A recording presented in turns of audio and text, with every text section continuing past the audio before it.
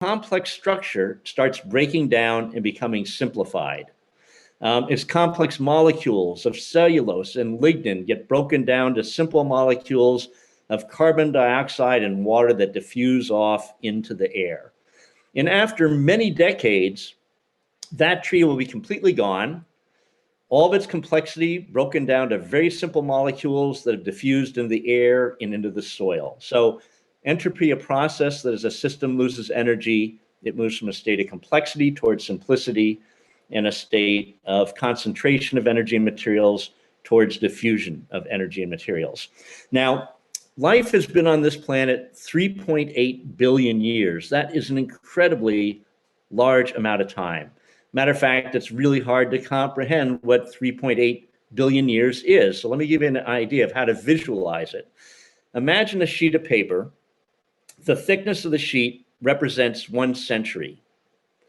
So let's say we want to make a stack of paper, each sheet representing a century, that equal 3.8 billion years. Take a guess how tall that stack would be. And the answer is that stack would be well over 3 miles in height.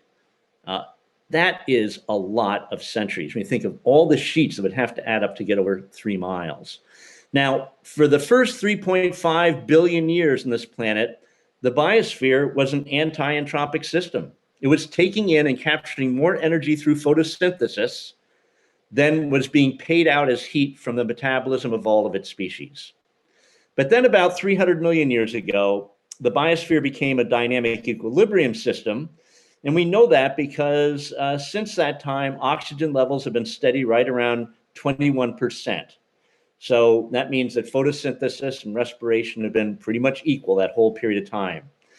But recently, in the last century or so, due to the energy transformations of one species, that's us, humans, the Earth is now an entropic system, the biosphere is, and it's becoming more and more entropic every single year. And we can see this with complex ecosystems being simplified, loss of species through species extinctions, industrial agriculture, working soils, the soils erode away. That's taking a very complex system and simplifying it. Overfishing of oceans fisheries is simplifying those ecosystems. Even the burning of fossil fuel is taking concentrated stores of carbon and diffusing it out in the atmosphere. And so this is sort of the bottom line about the way we are progressing right now is not sustainable. At some point, we will make such inroads into the biosphere that it will feed back and it will curtail our economic growth. It will basically bring it down. It's not a question of if that will happen if we don't change our ways. It's just a question of when it will happen. So we have really got to figure out how to become way more energy frugal in terms of the amount of energy we're transforming, to give the biosphere a chance to basically reheal itself, which it will do quite quickly if we let it. So this is where the excuse me, the principle of self-organization comes in, because it offers a wonderful way, a wonderful model for us to see how we can do this in an economic context. Now, I want to back up a bit. For the last basically 400 years or so, Western science has been very enmeshed in a linear reductionistic paradigm of how we view the world. And this is even transferred into the way non-scientists in Western culture see the world. But there are problems with linear reductionism when you're looking at complex systems, because it doesn't really capture them. So in the late 1800s, people in various fields like sociology, anthropology, psychology, cybernetics, biology, ecology, meteorology, we're finding that using a linear reductionistic model to try to understand the systems they were looking at was not really helping. So shortly after World War II, some conferences were convened in New York City that brought basically researchers from all these different disciplines together just to talk to each other.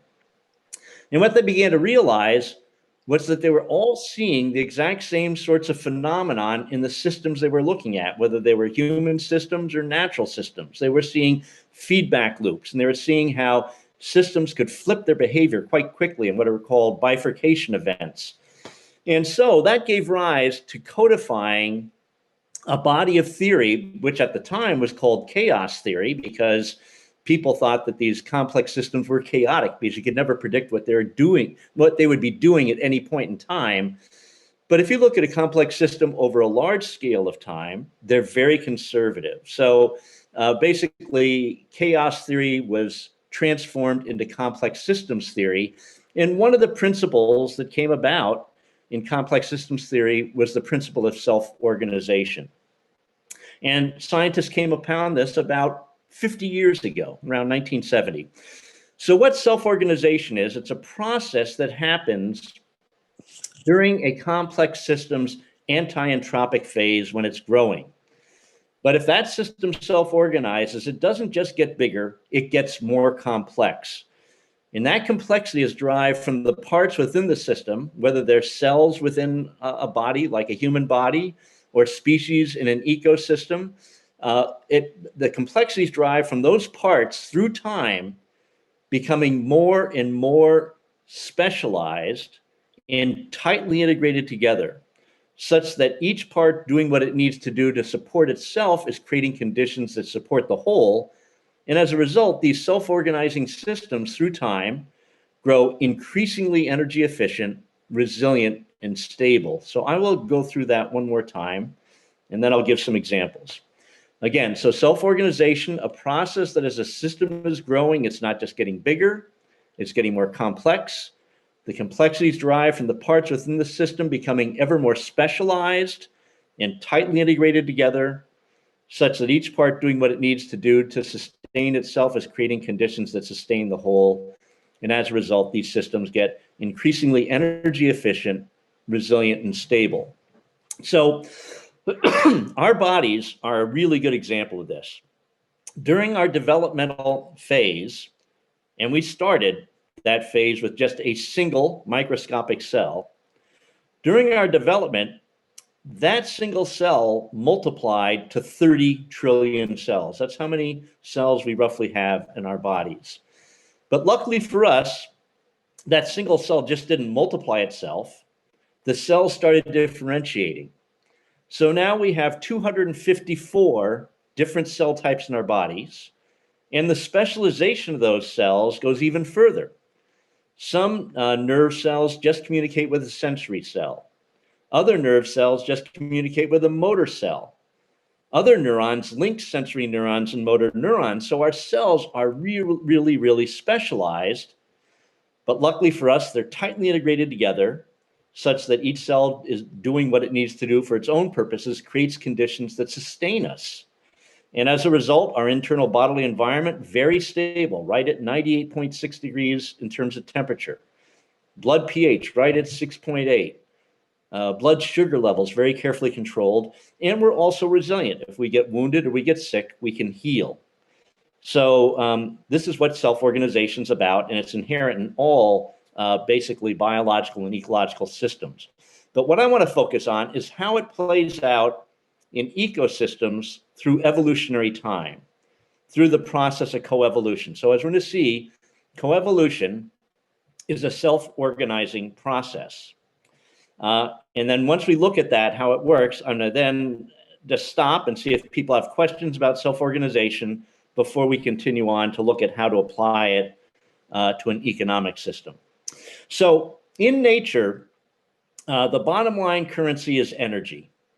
And energy is a finite currency. A kilocalorie of energy is always a kilocalorie of energy. And as I mentioned, it's finite. There's only so much of it out there. So natural selection is always pushing species to develop strategies that improve their energy efficiency. So if an organism develops an adaptation or a behavior strategy that makes it more energy efficient, it means it can support a larger population on that finite amount of energy. And natural selection is also always sort of culling out organisms that are basically energy inefficient. So this energy efficiency becomes a major driver of coevolution. Now, For a number of decades, ecologists have been suggesting we shouldn't be moving species from one part of the world to another part of the world. Because when we do that, we create all these young ecological interactions where species have not co-evolved together at all.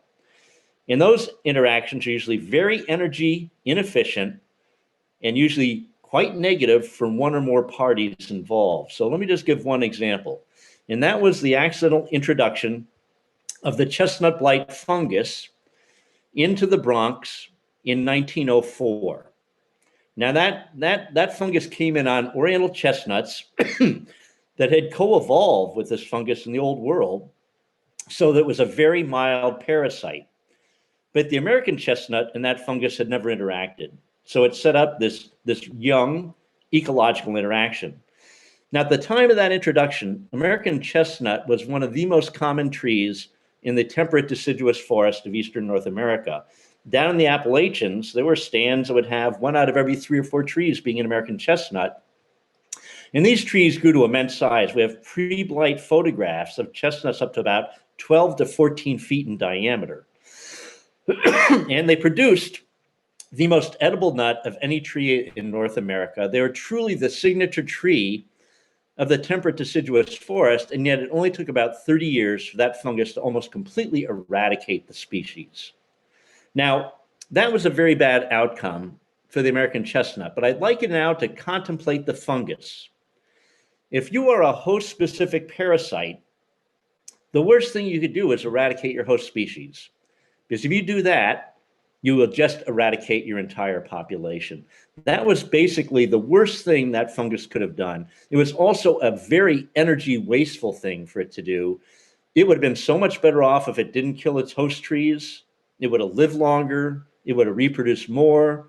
There had been more of a resource for its offspring. It did basically the very, very worst thing it could do. Now, if 2 species make it through that initial contact without extinguishing each other, then natural selection kicks into gear and forces them to co-evolve to make their relationships more energy efficient. And this can go from an outright predation, like what was happening with that chestnut blight fungus in the American chestnut, and it can force it right up to a mutualism where both species have to interact to survive, and the interaction is mutually beneficial. So my favorite example of a mutualism that shows this involves 2 species that occur down in Mexico into Central America. And these are the bull's Thank you. And these are the bull's horn acacia tree and its resident Azteca acacia ant. During their co-evolved time together, the bull's horn acacia has developed 3 features to service its ants. The first is the thorns that used to ward off herbivores have become large and pliable and swollen. They don't protect the tree anymore, but the ants drill into them, hollow them out, and that's where they raise their young. Then on every leaf stem is an open sap well where the ants go to drink, and that's where they get their carbohydrate energy resource.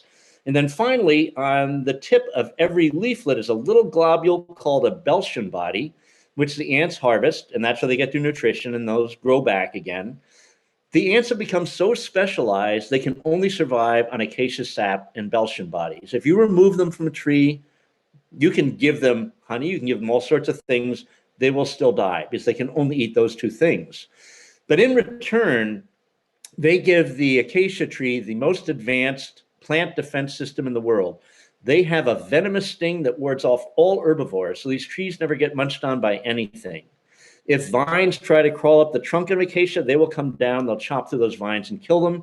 If surrounding trees try to encroach in the acacia space, they will go to those trees and defoliate them. So this is a tight mutualism. They can't exist without each other. And yet what's really interesting about it, from the mandibular structure of these ants, we know they're derived from leafcutter ants. So way, way back in time, when the ancestral acacia and the ancestral leafcutter ant first came into contact as a young ecological interaction, it was probably not a very pretty picture. Trees may have been defoliated and killed, which was energy inefficient, and somehow coevolution drove this relationship up to this present day mutualism. Now, another example we can see involving interspecific relationships in nature is competition. But in the natural world, ecologists see competition as being harmful to both parties involved because they're losing energy in their competitive struggles. So if species are competing enough that there are energy losses involved, coevolution is going to force them to specialize to avoid the competition. And this happens through something called niche separation. So a species niche is sort of its total ecological role. And niche separation means that wherever that competition is occurring between the overlap of these species niches, they specialize to avoid it.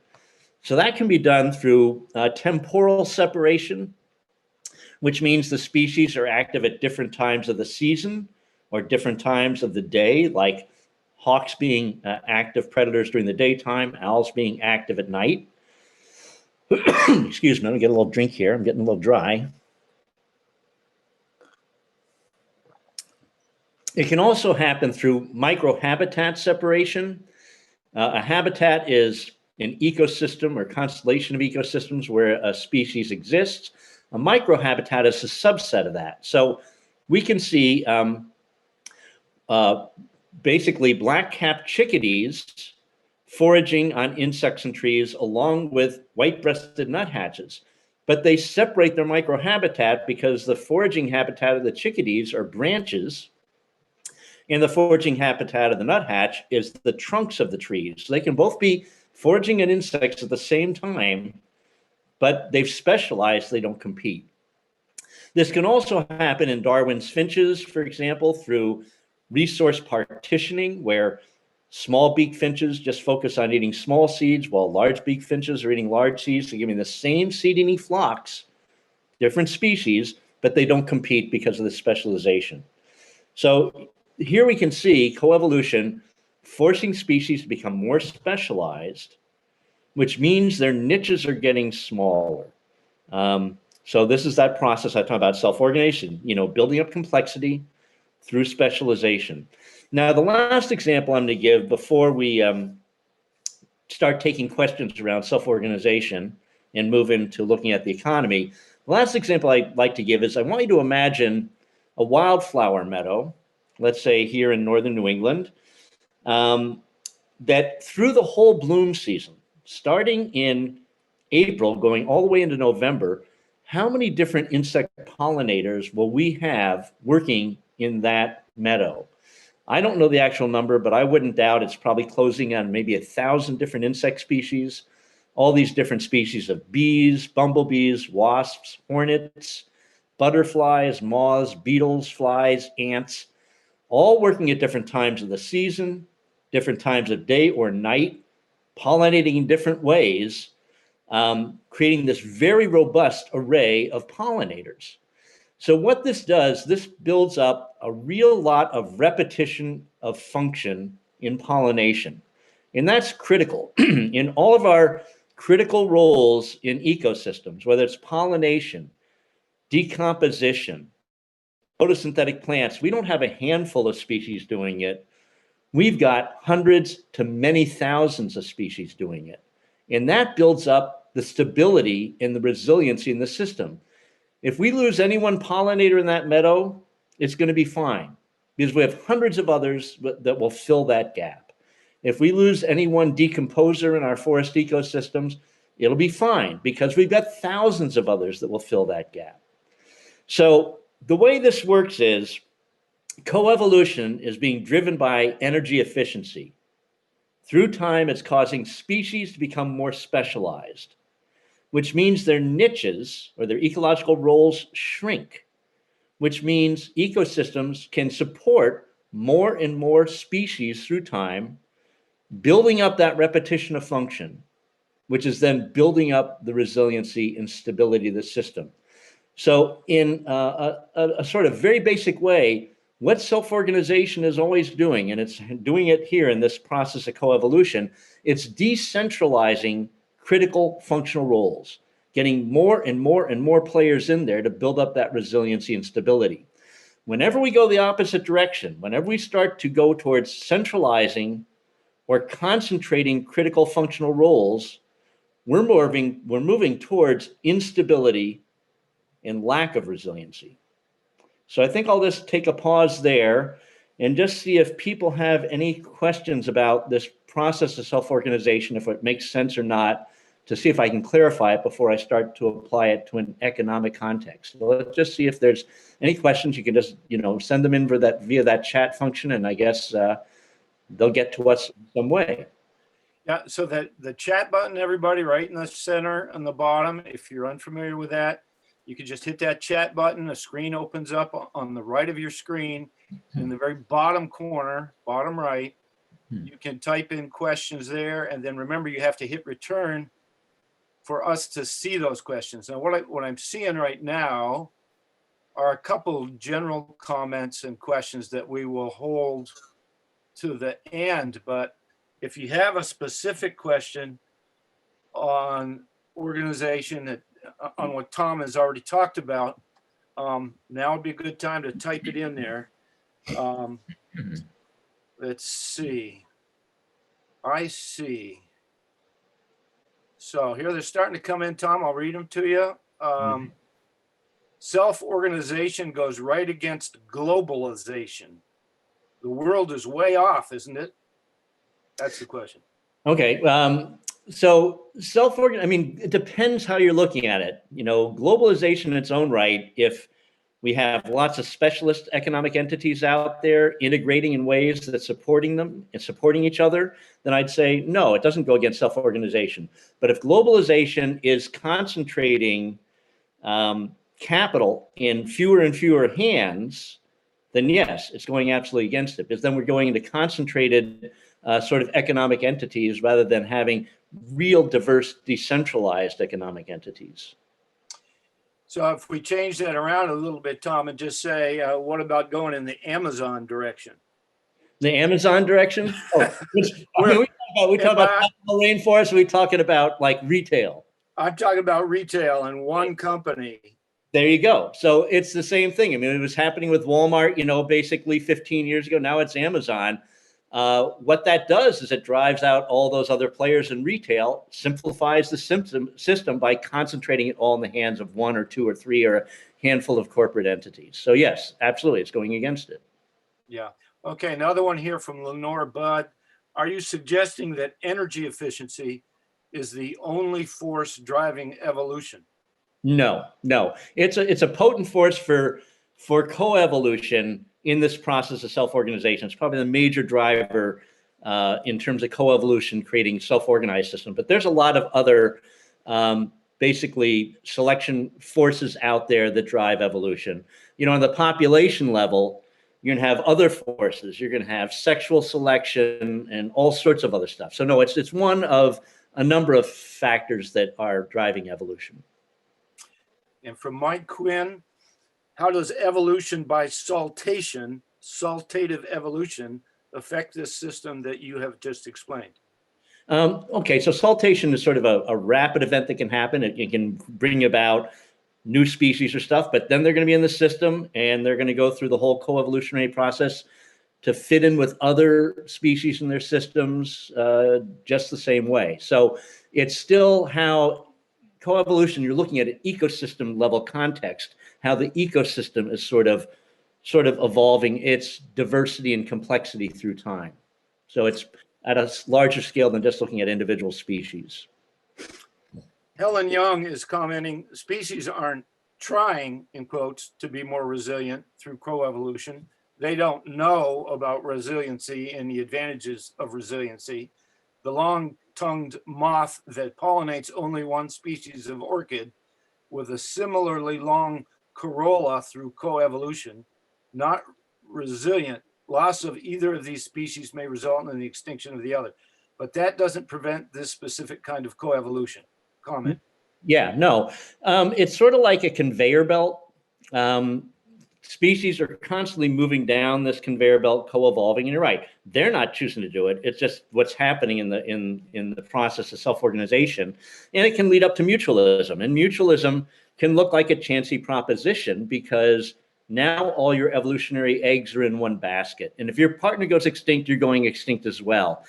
But the reason so many species tumble into mutualism is it's so energy efficient. But other species are coming along this process. So it's a dynamic process, like I said, like a conveyor belt, constantly bringing species down. Some go extinct, others come on and keep moving down to keep the system in maintaining its diversity. You know, we've had at least 5 major extinction events on this planet, which have wiped out oftentimes 70 to 90% of the biota. But within about 10 to 15 million years, that seems like a long period of time, but from the biosphere, it's not that long. Within that time frame, all that biotic diversity has been built back up again through this process of coevolution. So it's a very dynamic process. So another question from Kate Kelly, is self-organization regularly obvious? Does it suggest great success? And ecologically, can't it be both positive and negative? I'm not sure it's negative per se, because it's what it's doing is just diversifying systems, moving them towards stability, resiliency, and energy efficiency. It's a process. And if you look at human systems that are very successful in terms of sustaining themselves, you'll see that they will self-organize as well. Just the way our bodies did, the way ecosystems do. It's a process that is basically a good trajectory for a complex system to go through, because it builds up its resiliency and stability. All right, let's see, from Dan Wright. In human societies, we are accustomed to fretting about over-specializing and inflexibility and valuing general skills so we can be more flexible. So the beauty and appreciation of self-organization is hard to wrap my mind around. The critical point here is the integration. It's not just the specialization. If you just have specialists that aren't integrated, you don't have a functional system. It's one of the real problems, I think, with academia today is as we move down further and further in academia, we tend to get more and more specialized, you know, as you move into your master's and your PhD, and you get very, very specialized. But if you are not integrated with all the other specialists, and I'm not talking about just in your sector, but to see how it all fits together, you don't get that integrative piece. That's the key. The specialization works in an integrated system where all these specialists are integrating and supporting each other. And I'd say from a human context, it's not bad to have general skills. We can be maybe more self-reliant. But if you have a community where you have a number of people that are really specialized and really good at what they do, but they're integrated together, you're going to get more value out of that than just having a bunch of generalists.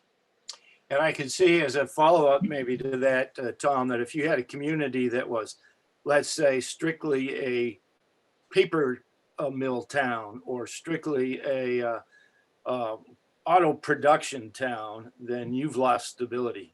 We have. I mean, that's Detroit. You know, I think the bulk of the jobs in Detroit hovered around General Motors. And when General Motors started losing market share, it ravaged the economy of Detroit. Detroit lost more than half its population, leaving like 200,000 vacant buildings because the economy there was too concentrated in just one economic entity. It wasn't diversified.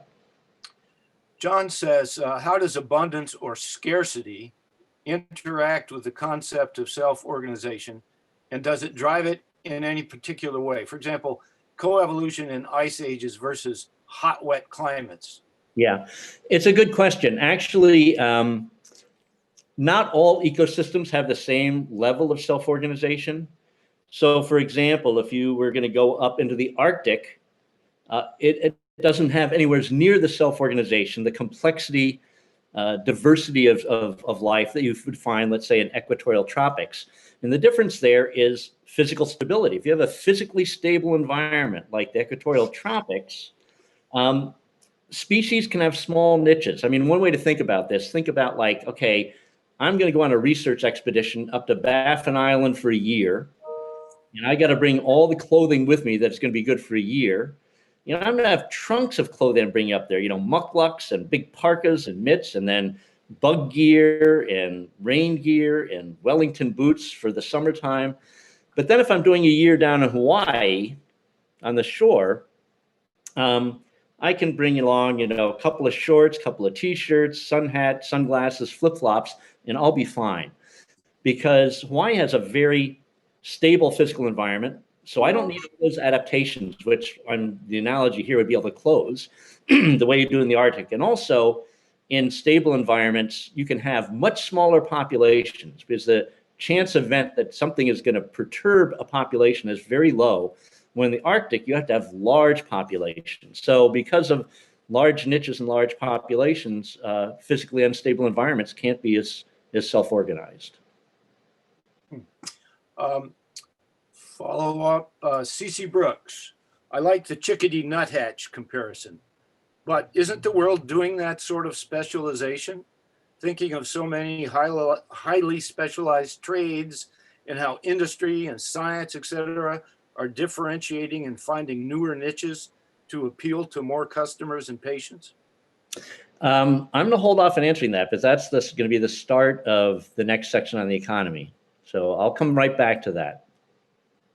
Okay, we got a couple more, and then we'll let you move ahead. Could this self-organization of our society look like multiple communities decentralizing and working towards autarky?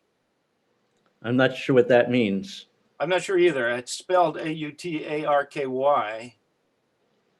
Maybe that's, I don't know, is it supposed to be anarchy? Anarchy? I think it's an ecological term. Okay, I'm familiar with it. Sorry, okay. Helen's getting back to you. It sounds like what you were describing will result in the evolution of generalists.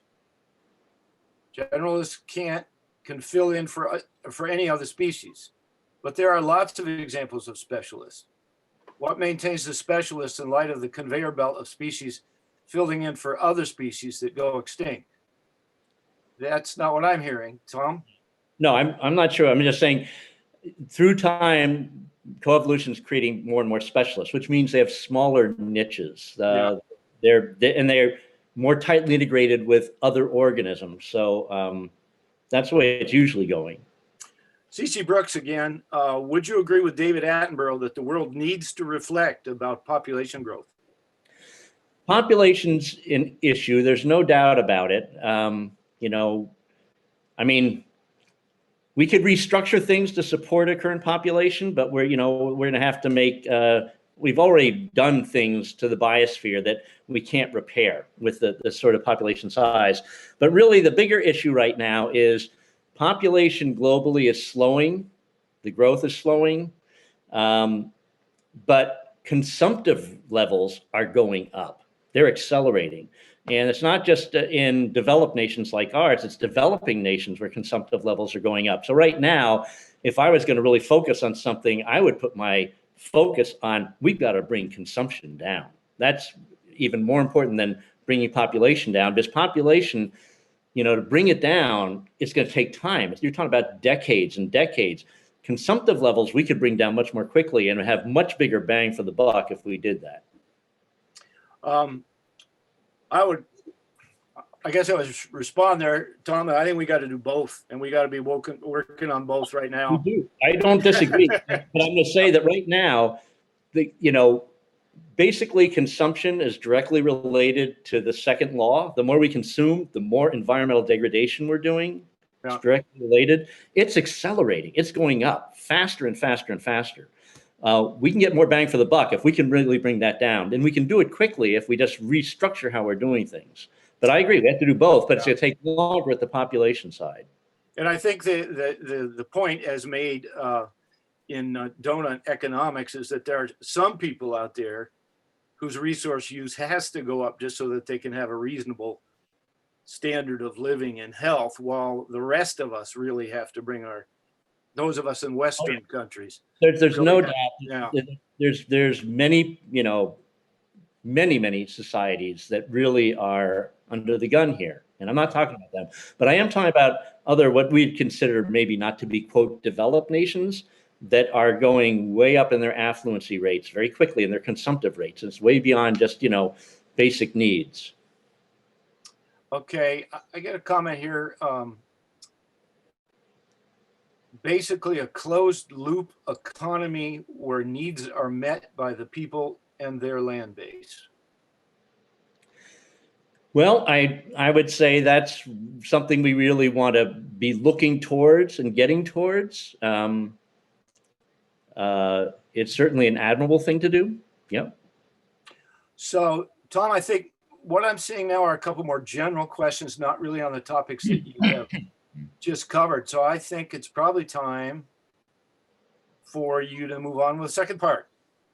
Okay. So I just want to reiterate, self-organization, a process that decentralizes critical functional roles to build up a diversity of players in a system. And when we move in the opposite direction towards concentration of critical functional roles, we basically move away from resiliency and stability. So, as I mentioned, Western scientists sort of came upon this idea of self-organization about 50 years ago, but actually it was written about by another Westerner 200 years before that. It was written in a book that was published in 1776 called The Wealth of Nations by Adam Smith. Now, Adam Smith didn't call it self-organization. He called it the invisible hand of the economy.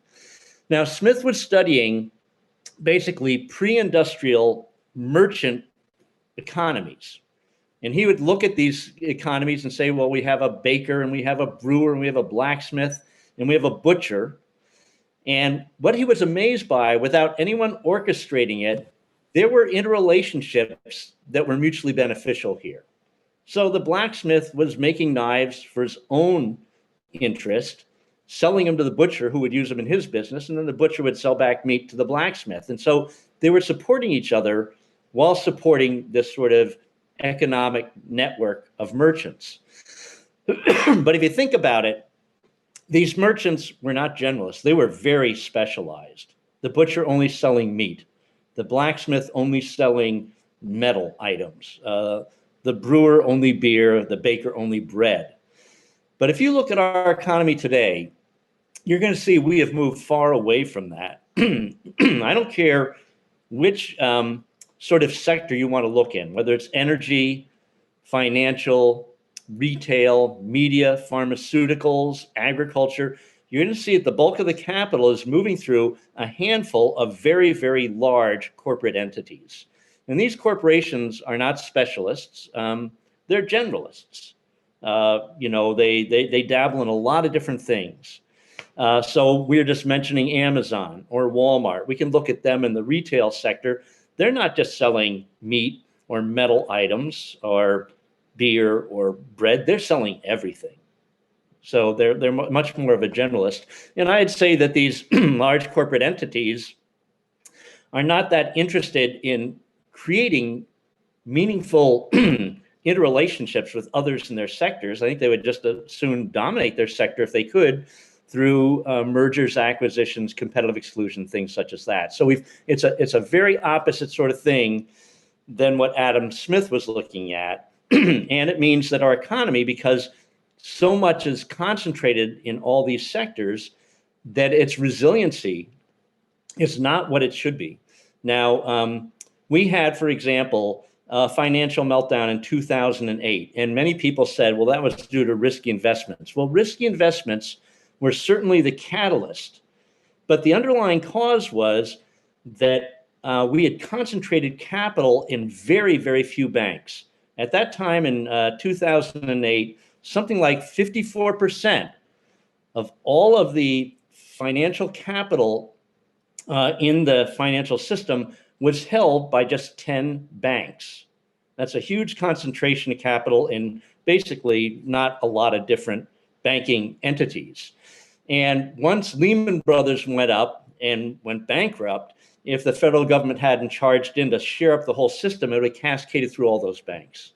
Now, the scary thing about this is that today, all the failed banks that failed at that time, and these were a lot of smaller banks that failed, got bought up by the big banks. Today, something like 82% of all the financial capital is held by the top 10 banks. So that financial sector is less resilient than it was basically 12 years ago. And I don't know what the next catalyst will be, but if it comes, it's going to have even a bigger impact on that financial sector. So I think what we need to do is we need to start to relocalize and re-regionalize our economy. I'm not saying we get rid of all large economic entities, but we've gone way too far down that pathway. And if we really want to have an economy that's going to be more resilient, more stable, and way, way more energy efficient, we have got to get back to having more vibrant local regional economies with more smaller, more specialized business enterprises. Now, I think the good news is we can see this happening up here in northern New England in the agricultural sector. So back in the 90s, let's say in a state like Vermont, that sector was losing the most economic ground of any of our economic sectors. Dairies were closing right and left. And that sort of dairy economy, which was pretty much the whole farm economy, was really drying up. But in the last, couple decades, what has replaced, or I guess augmented that dairy economy is now we've got all these smaller, more specialty farms. I think Vermont is the leader with something like 1,400 community-supported agricultural farms. And these can be produce growers, meat growers, cheese makers, you name it. And what's interesting about these farms is they can link up in ways that can be mutually beneficial. So I know in one town in Vermont, there's a farm that produces vegetables, another farm that grows grass-fed meat, or steers and sheep and pigs and things like that, another that does organic dairy, and then there's an organic baker. And all four of these separate businesses have joined into one CSA. And they're more profitable because of it, because it's more attractive to basically their patrons, because now they can get a much more complete sort of food offering.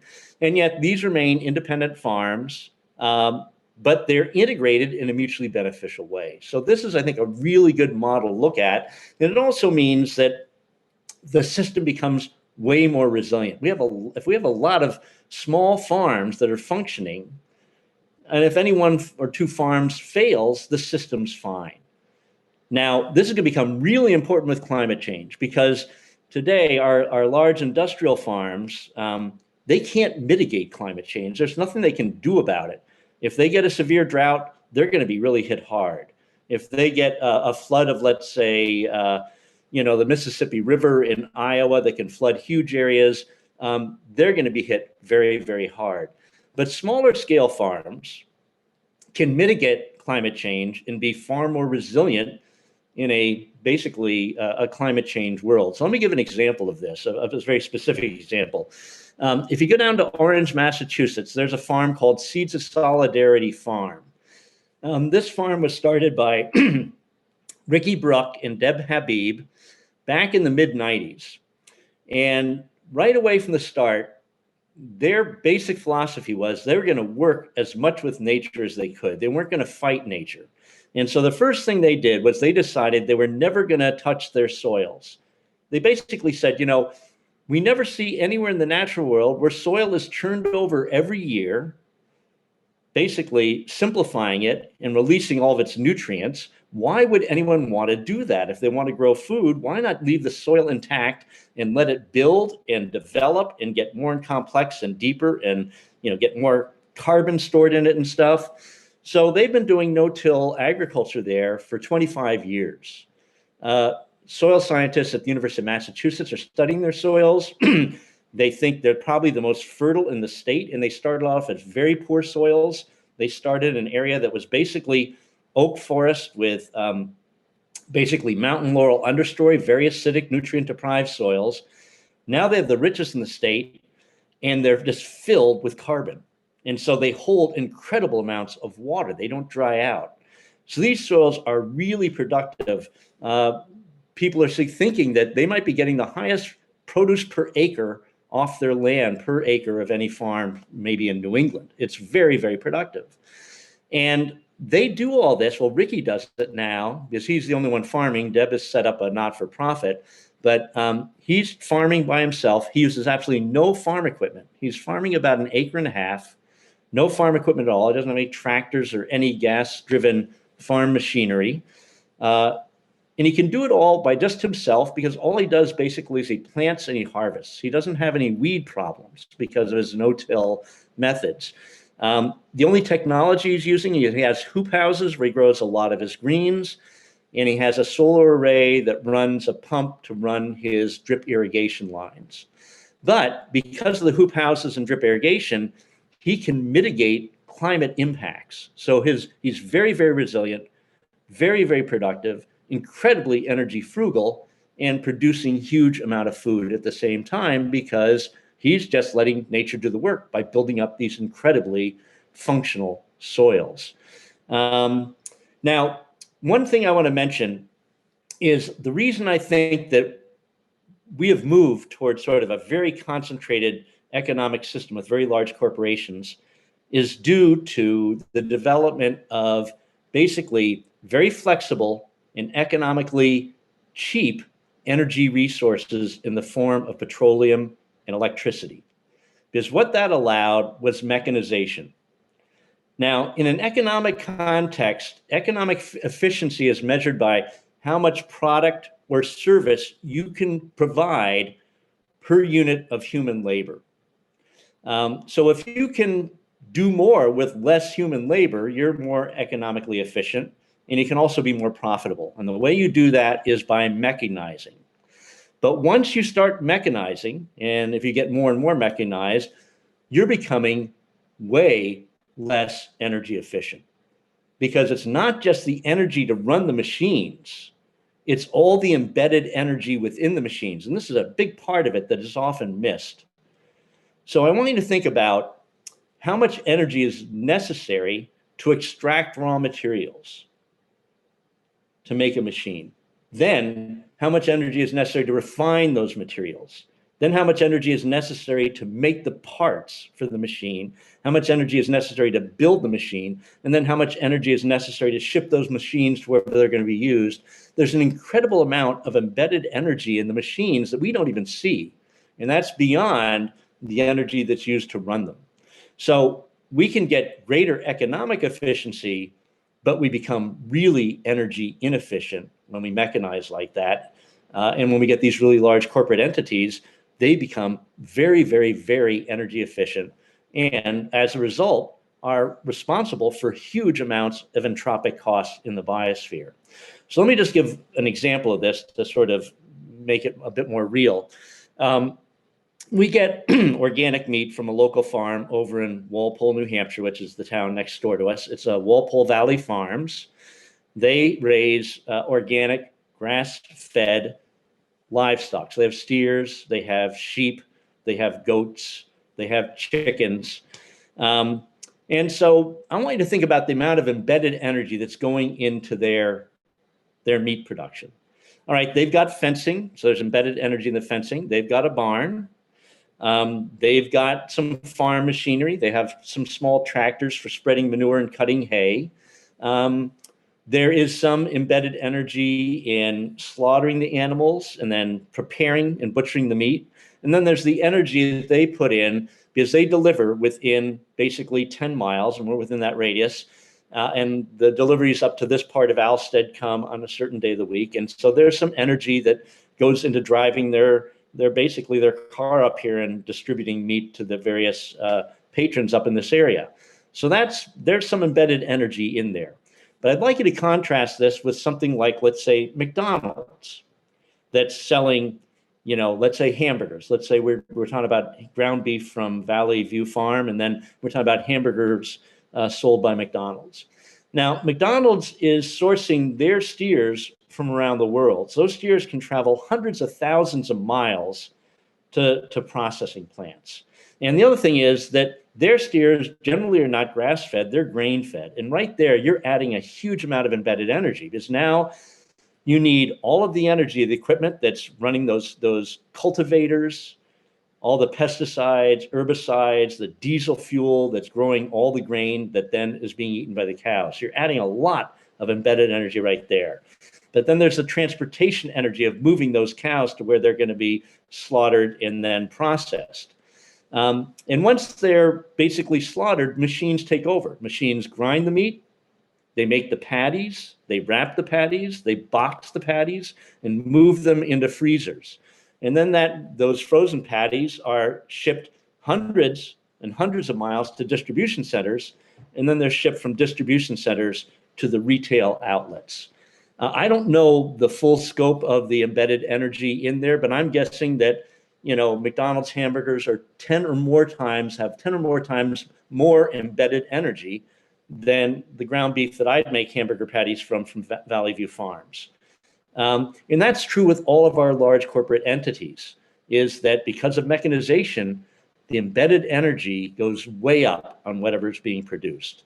So if we ever really want to become energy frugal and have an economy that functions without creating biospheric degradation, then we have got to start investing in many, many, many more smaller scale operations that are not heavily mechanized, that are basically relying on human labor to do the work instead of machines. And the only way this is going to happen is if its citizens do it. It's not going to be anything that comes down from the federal government. Basically, federal governments, whether in this country or other countries, try to maintain the status quo. They're not going to try to shift something radically like this. It becomes the work of citizens to say, I want to invest in smaller, local, and regional businesses and create a system that is integrated, resilient, way more energy efficient, and also be way more socially just, because if you're small scale, you're not invisible the way large multinational corporations are. So it really becomes, I think, the work of citizens to build this, and it's starting here in certainly northern New England, the agricultural sector. I think we can move it into a lot of other sectors as well, where we really start investing in and creating a more self-organized economy. So I think I'll just stop there and we can open it up for more questions or comments. So Tom, I think looking at a couple of the questions that we have here, I think maybe I can stimulate this discussion with a question of my own that would cover some of this. And that is,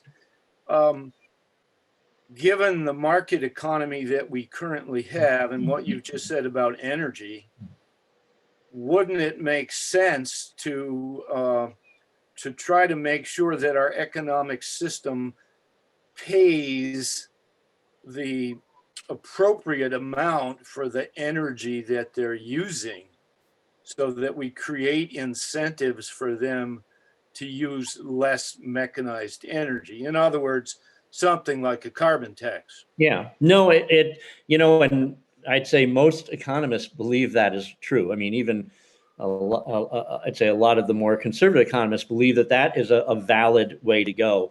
Certainly we've externalized all the costs. We will pay more for organic produce than when you get in the supermarket, because all of the costs that really should be in those supermarket vegetables is not there. It's been passed on, and we pay for it eventually through healthcare issues or through environmental degradation, whatever else. So if we could internalize it right away, it would make basically a free market work towards energy efficiency, because there are real costs when you're wasting energy like that. There are real costs, and if it was internalized, you would have sort of a free market system that was going to try to make the most energy efficient businesses they could. So I think you're absolutely right. Yeah. So I think that relates to an earlier question.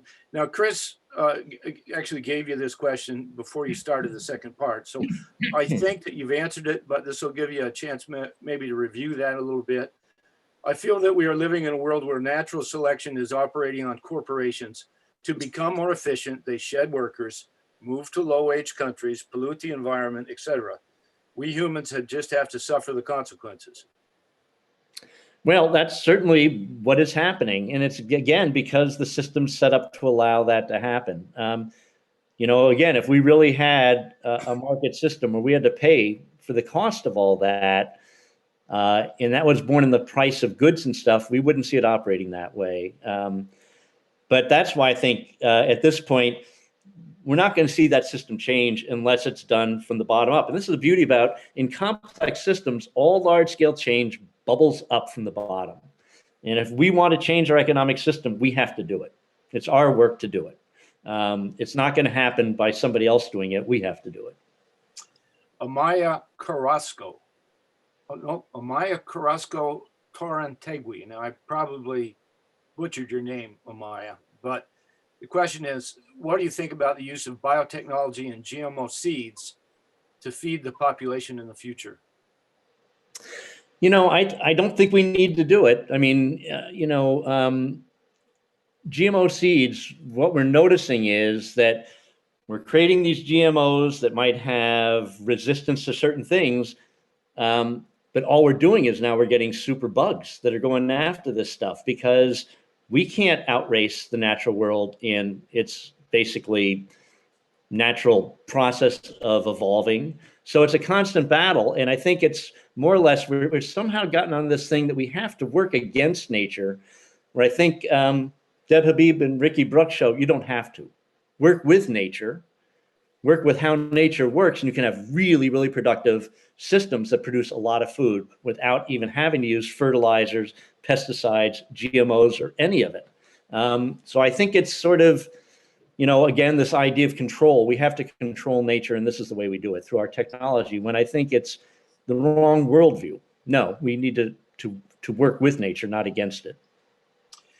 So Jerry Shedd says, is it possible to feed 7 billion people without mechanized farming and fishing? Yeah, it is. I think Rick and Debbie Ruck are showing it. But what you need is lots and lots and lots of farmers. That's the difference. It's like instead of concentrating in just a few really large scale farms that are very, very energy inefficient, you could produce easily as much food, but you just need lots and lots and lots of farmers that want to work in that way. Lenore Budd says, I understand your food examples, but how would we create something, say, like an electron microscope under your vision? Yeah, well, like I said, I'm not saying we move everything, to just small local entities. There are some things that have to be done at larger corporate entities. But I thought what I said is we've gone way too far down that line, and we've got to retract. Heidi Willis asks, it seems like we need to really shift the underlying values of our economic system. Short-term monetary gain for a few to stability, resiliency, diversity, energy efficiency. More discussion of these values as opposed to perpetually growing the economy. Yeah, well, I couldn't agree more. I mean, complex systems are nested one within another. So our economic system is nested within the biosphere. And when you get nested systems, one system, a smaller scale system, can't keep growing and growing and growing. If it does that, if it starts growing to the point where it's extracting resources out of a larger system at rates where they can't be replenished, eventually that system's going to fail. And so I think she's absolutely right.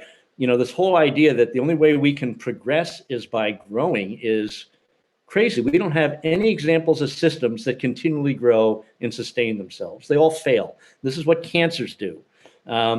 So I think really what is at heart here, and I think she was mentioning this, is I think we got to change our worldview.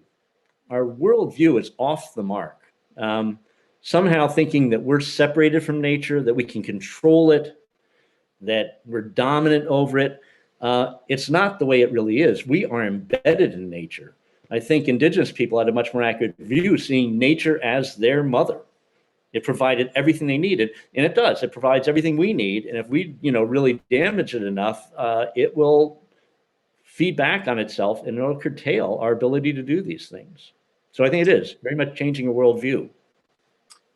Logan says, doesn't our natural instinct to innovate and constantly push for economic growth contradict the way our world is structured, i.e. there's no such thing as infinite growth?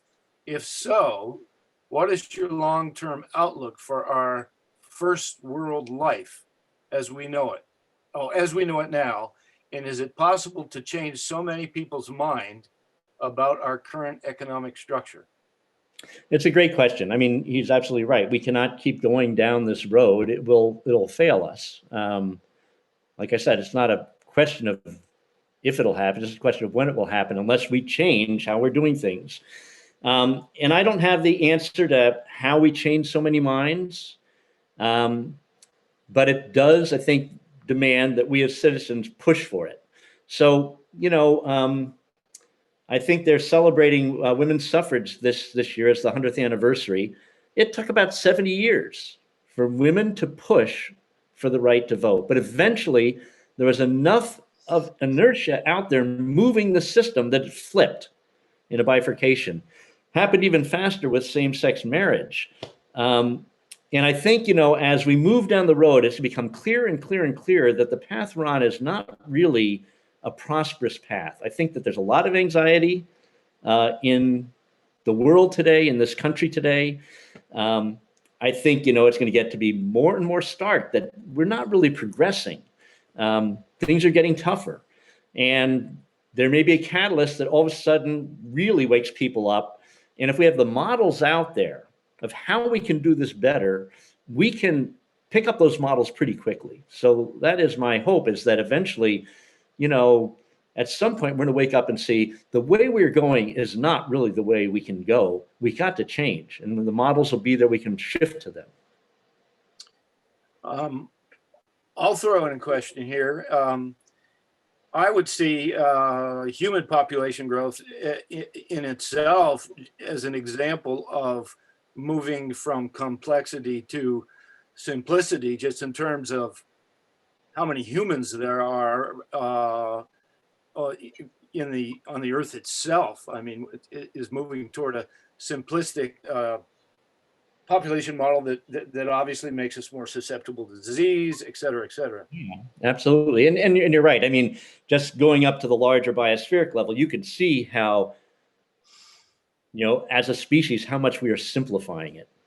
We are really, really, really simplifying it everywhere we look. So that's absolutely true. John says, first of all, he says, thanks so much for a great talk, exclamation point. Can you address what kind of frameworks we would need to develop in order for local small-scale production to attain the kind of resilience, failure tolerance, and adaptability that is built into modern supply chains and economies of scale? Small operations are not intrinsically robust. Failure rate is high. So we would need some framework to ensure redundancy and a safety net, would we not? It's a good point. It's one I haven't really thought about or considered, so I will have to put some thought into that. The critical thing, though, is that it's, again, the integration piece. We want to think about all these entities as being integrated in ways that supporting each other. That's the way it happens with the cells in our body or with species and ecosystems. And we have a lot of certainly infrastructure that, is out there that is helping in that way, but it's not always creating mutually beneficial relationships and stuff. So the integration piece is certainly a critical piece. Susie Leonard says, could an extended pandemic be the kind of catalyst to bring about this change? It could be. I mean, if this thing does extend, and there's likelihood it could, because it looks like the vaccines, we don't know how effective they're going to be. We got lots of people who refuse to wear masks, so it means that virus is always going to be out and about.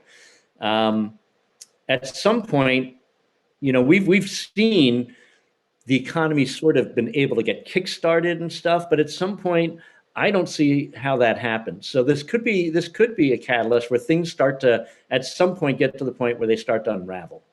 That's a possibility. Ashley says, responsibly produced goods often carry a higher cost than many consumers are used to. the value of local economies seems to be growing again.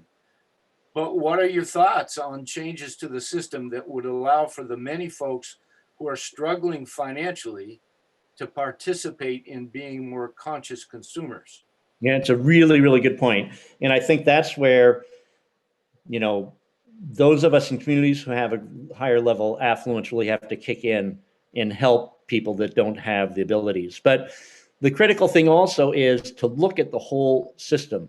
And yes, you see more money going out of your pocket if you're buying locally good, produced goods or whatever, organic goods that are locally produced. But you got to look at all the money that's going out of your pocket to do all sorts of other things. We usually don't associate with what we're buying, but that could be environmental degradation, the costs that go into cleaning up toxic waste sites or whatever else. That's all paid for by citizen taxpayer dollars. It's all going out of our pockets. It's just we don't see it that way. So it's a matter of really, doing basically full cost analysis, and also not just with, getting food and stuff, but helping the less advantaged people in our populations partake, because we have a system also, then it's inherent in the system, that creates incredible disparities in wealth and poverty. It's built right in there, and that is a problem as well. My cousin-in-law, David Goot from out in Oregon, asks, how do large cities and the model of decentralizing fit? It's tough. What is the timeline given climate change? Yeah, that is a real tough one. I think if we could go back and start all over again, what we'd want to have are smaller scale cities, maybe 500,000 people, and a lot more of those cities surrounded by rural landscapes with working farms, and get rid of suburbia. That would have been the model. I don't know how we deal with really large cities, cities that have 8, 10, 12 million people in them. It's really, really tough to support that sort of a population density with a surrounding land base. Right away, it means you have to really increase transportation systems and everything else. So I don't know how we address that. That is a big problem that I wish in hindsight we could have known 100 years ago how to structure something like this. It's a big, big issue. A question for me, just to follow up on David's. In my mind, when you look at a city, it's a great example of externalization of impacts, because in order to keep all those people in that city alive and healthy, the environmental impacts are all over the world, from where their resources are coming from, where their food, where their medicine. The impacts are not just on the surrounding landscape. The impact, I'm saying with these big cities, but see, if we had smaller scale cities, surrounding landscapes could support them. I think the problem is when you get as big as they are nowadays, we're way beyond that. So that would have been the ideal model, because actually in cities, we can be way more energy efficient in our lifestyle. So you have, big buildings are a lot more energy efficient than smaller buildings. You can have mass transportation or just pedestrian routes or bicycle routes to get around. So there's a lot of advantages there, but they got to be the scale or size where surrounding rural lands could support them. And our cities are just too big. Yeah. Heidi Willis, it seems like we need to have community or larger systems thinking, more like the populations of the Nordic countries, as opposed to our pretty individualistic thinking in the USA. I would agree. I think that we need to have larger scale systems thinking, and it has to be community based, because, I think one thing that became apparent, but I think people have forgotten it with that financial meltdown in 2008, was our real security was in our communities, our neighborhoods, where people could help each other out or whatever else. It's not in our financial investments, because if, things really happen to the financial sector, that goes. So truly, our real security is in having vibrant communities where people can really be integrated in ways where they help each other and support each other. I am scanning back to an earlier comment that was just a more of a general comment. Tom, thank you for reading The Forested Landscape, an absolutely fantastic book. I look at our forests so differently after having read it. As for my question, I work for a regional Fortune 100 company and have just volunteered to assist with a newly created sustainability employee resource group. Do you know of any nonprofit organizations that have experience partnering with corporations to help them establish sustainability goals, educating employees on the importance of sustainability and/or events that employees can participate in to enhance their knowledge of sustainability? It's a really great question. I bet I do. I'm gonna have to go through my memory bank to find them. But two suggestions. I would contact the Leadership and Sustainability program at UVM. It's a master's degree program, and I think that they have people working with them that are in not-for-profits that do this sort of work. So I'd contact them. Matt Colin would be the person to contact there. And then also at Antioch, there is the Green MBA program that you could contact as well. And they, I know, have partnerships with not-for-profits that do this sort of work. So there are entities out there. They're not right in the tip of my tongue, but those are two places you can go to get directed towards them. Okay, I want to take this one last question that I'm seeing in front of me here. Do you personally, from Kristen, do you personally believe that the human race is intelligent enough and savvy enough to be able to make these changes at this point in our evolutionary process? Do you have faith in the human population? Yes, I do, because the faith I don't have is in our current socioeconomic system. I don't think it's people that are inherently flawed, it's our system. So, humans, we've been on this planet for over 200,000 years. For 95% of that time, people lived in hunting, gathering clan groups. That is our heritage, where people were intimately connected to the natural world. They're intimately connected in their human community. There weren't power hierarchies. Everything was shared communally, because, survivorship of individuals on their own was not that great, but in communities, they could survive. That's sort of our ancestral roots. That's our heritage. I think that's how we're hardwired. I think we lost our way with this current system we're in. And I think it's just reawakening our roots. And so I don't think it's the problem with humans. I think the problem with our system. Okay, now I said I was going to close it there, but I'm not. Because we have some information that would help you out.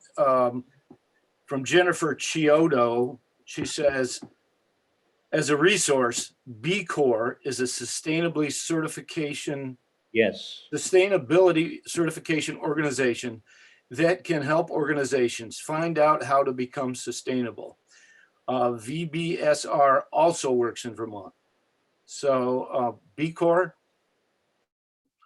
And then Dan Wright, many thanks to Tom and the Salisbury Conservation Commission.